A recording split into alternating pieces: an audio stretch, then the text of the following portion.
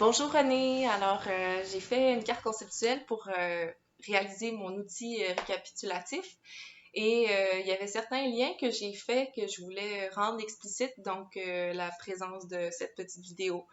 Euh, j'ai fait des liens entre les éléments du cours, mais aussi avec des éléments des cours de DESS. C'est ça, je vais commencer par expliquer un peu mes parties. Donc, ma première partie, c'est la définition de mon sentiment d'efficacité, comment moi je le vois. Puis, dans la classe, on avait nommé le fait qu'on pouvait être, quand on était heureux, mais ça faisait en sorte qu'on allait s'engager dans des défis plus grands, qu'on était plus motivé. Puis, quand on avait peur, on avait plutôt tendance à figer puis en faire moins d'actions. Puis moi, j'ai relié ça au cerveau parce que dans le cours de cerveau, mémoire et imagination, on a vu que les neurosciences avaient un effet avec les émotions, puis que, dans le fond, quand on est heureux, on sécrète de la sérotonine, de la dopamine, ce qui fait en sorte que on va poser plus d'actions, puis que notre créativité est libre, puis on a la place pour la nouveauté. Alors que quand on est dans la peur, ben on a le système d'alarme qui est activé, donc le cerveau fige, paralyse, puis il n'y a plus aucune action qui se fait. Donc ça, c'est ici avec le cerveau. Ensuite, j'ai défini un peu comment on avait vu le sentiment d'efficacité dans la classe. Puis, j'ai été chercher les caractéristiques ici. Puis la première caractéristique qui parle de la généralisation, puis la personne significative qui va avoir une influence ou un impact sur les élèves, je l'ai relié au processus du SEP qui, dans la deuxième partie, on nomme que l'observation d'autrui et la comparaison peut avoir un impact plus ou moins grand en fonction de la relation significative. Donc, je trouvais qu'il y avait un lien à faire, puis qu'il y avait aussi un lien à faire avec la relation d'attachement. Donc, voilà. Ensuite, pour ce qui est de la motivation, tantôt je parlais de on s'engage dans des défis quand on est heureux puis on se sent bien. Donc, je trouvais qu'il y avait un lien à faire avec la dynamique du SEP. Dans le fond, que lorsqu'on est motivé, ben, on a des comportements, on s'engage, puis notre sentiment d'efficacité augmente aussi. Euh, ensuite,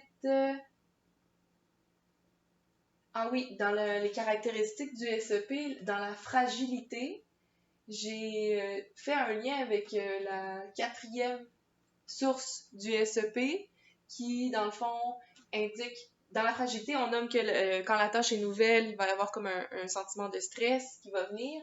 Puis on parlait dans la quatrième source des réactions physiologiques, psychologiques qui peuvent être liées à une nouvelle tâche dans un contexte donné. Donc le sentiment d'efficacité va augmenter s'il y a une anticipation vis-à-vis de la nouveauté, mais si le stress est trop grand, ben, le sentiment d'efficacité diminue. Ensuite, qu'est-ce que j'avais noté aussi? Si on va plus loin ici, quand l'enseignant fait appel à des processus quand il intervient, ben, je trouvais que les 4 processus nommés, ça faisait vraiment référence aux fonctions exécutives du cerveau. Je trouvais que c'était vraiment lié, dans le fond. Fait qu'au niveau cognitif, moi, je reconnaissais l'activation, la planification, l'organisation. Au niveau motivationnel, je reconnaissais l'activation. Donc, puisqu'on est motivé, on s'active, on fait plus d'actions. Au niveau émotionnel, ben, tout ce qui est autorégulation, inhibition de l'émotion, on a un certain contrôle sur ce qui est à l'intérieur de nous. Et puis, la sélection, je le voyais encore comme une activation parce que puisqu'il y a une nouvelle tâche, on sent que le sentiment d'efficacité est plus grand. On veut se diriger vers des nouvelles pratiques pédagogiques ou un renouveau, ben c'est parce que on s'active vers d'autres choses. Ensuite, quand je descends plus bas,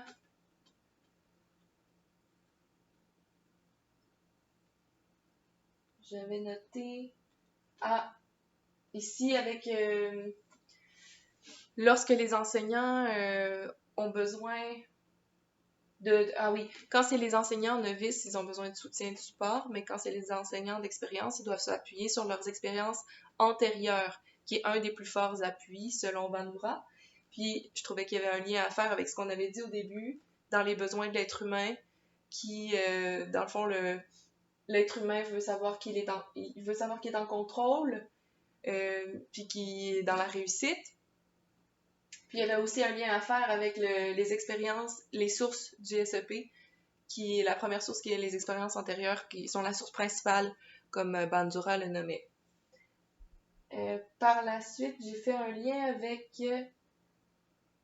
quand on veut favoriser le SEP des élèves, on dit que l'enseignant a du contrôle sur certains facteurs. Et puis, c'est ça, là, je le relie encore aux besoins de l'être humain qui a besoin de contrôler certains facteurs. Le modèle solo, qui provient de la compréhension conceptuelle, j'ai fait beaucoup de liens avec ce modèle-là. Il m'a vraiment inspirée. D'abord, j'ai fait un lien avec tout l'aspect compréhension. Ça m'a fait penser aux questions de lecture qu'on peut faire passer à nos élèves. Il y a certains niveaux dans les compréhensions, puis on va jusqu'à le développement de la question qui demande une certaine réflexion, une certaine conscience de l'enfant de qu'est-ce qu'il a compris du texte. Donc, je trouvais que c'était intéressant de relier à ça. Et aussi de relier au fait que plus on cherche le sens, plus on va dans la profondeur. Donc, au niveau surface, on veut voir qu'est-ce que l'enfant a compris en surface. Plus on va aller chercher dans la profondeur, plus je trouve qu'on éveille la conscience, plus on permet à l'enfant de comprendre, plus il y a un certain pouvoir sur ses apprentissages et plus le cerveau se développe. Donc, je trouvais qu'il y avait aussi un lien à faire avec les neurosciences à cet endroit-là. Qu'est-ce que j'ai vu d'autre?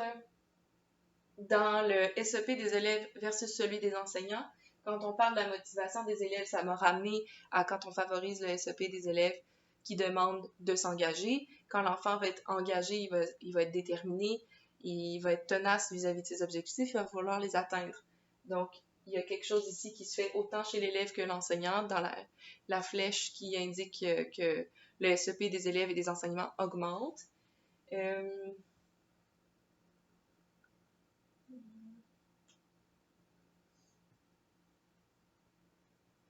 Ah oui, je trouvais qu'il y avait aussi un lien à faire avec la motivation dans le système dynamique du SEP.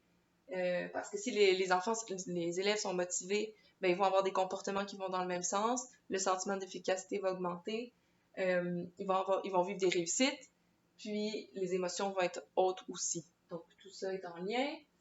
Qu'est-ce que j'ai vu d'autre?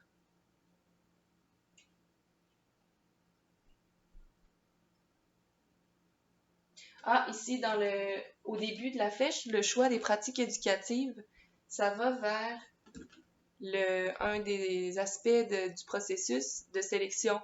Parce que dans le processus de sélection, puisqu'on dit que on va vers le nouveau, les nouvelles pratiques pédagogiques, ça veut dire que l'enseignant est bien, que son sentiment d'efficacité est plus élevé. Donc, il y a un lien à faire ici, puis aussi un lien avec le fait que, puisque le SEP de l'enseignant est élevé, alors il veut amener de nouvelles pratiques pédagogiques. Puis, c'est ça, il fait confiance à ses élèves, il rend les élèves autonomes, donc tout ça est lié. Donc, je pense que ça fait pas mal le tour. Ben, c'était pour représenter vraiment le fait que tout ce qu'on a vu est vraiment lié. Puis plus je trouvais qu'on voyait la matière vers le troisième cours, plus je pouvais faire des liens avec ce qui avait été vu au début. Alors, j'ai laissé une partie blanche parce que c'est pour le restant du cours, mais je vais sûrement ajouter un autre carton pour apporter du nouveau contenu. Et puis, j'ai bien hâte de voir la suite. Merci de m'avoir écouté, René.